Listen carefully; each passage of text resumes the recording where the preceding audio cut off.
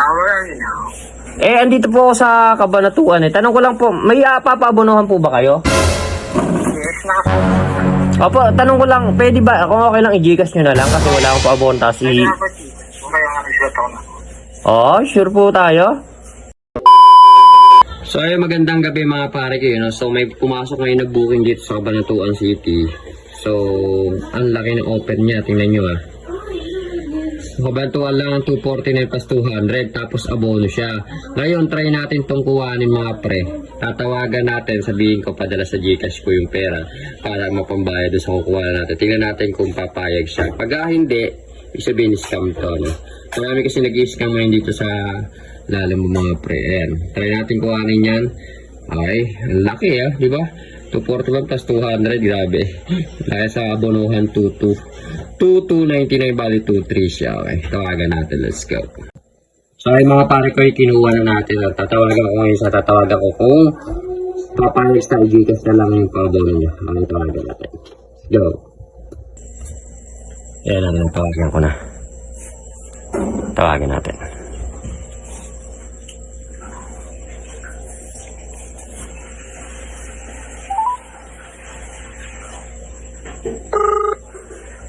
Ayan na.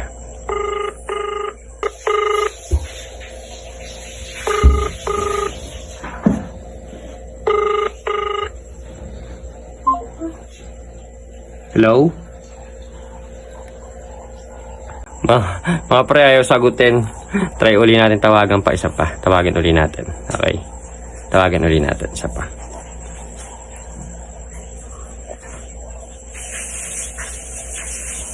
Tawagan ko ulit yan. Ito eh. Ito na. Nag-chat to. Call me again. Tawagan natin.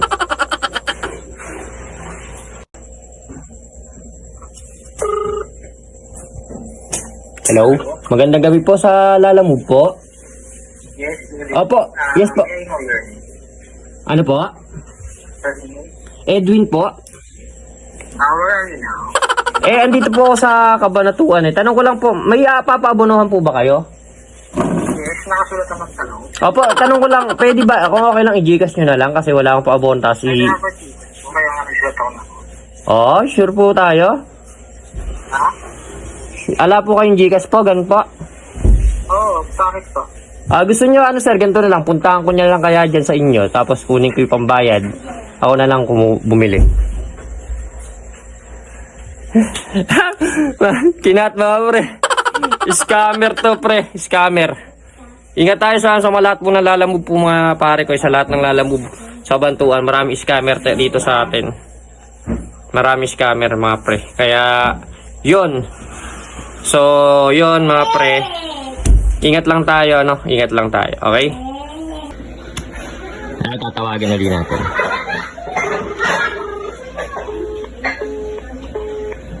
Binablock na ako mga pre, scammer nga ito. Tingnan nyo.